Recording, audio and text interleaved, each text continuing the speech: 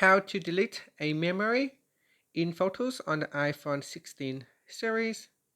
First, let's return back to the home screen by swiping up at the bottom of the screen. And from the home screen, tap on Photos. Now in Photos, if you are already in Library, just tap on the Close button down here. Then we scroll down.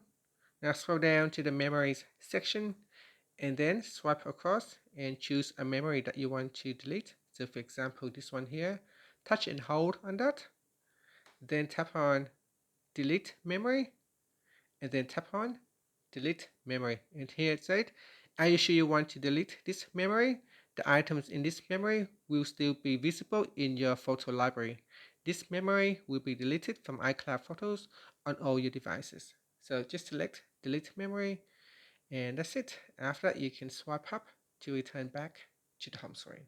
Thank you for watching this video. Please like and subscribe to my channel for more videos.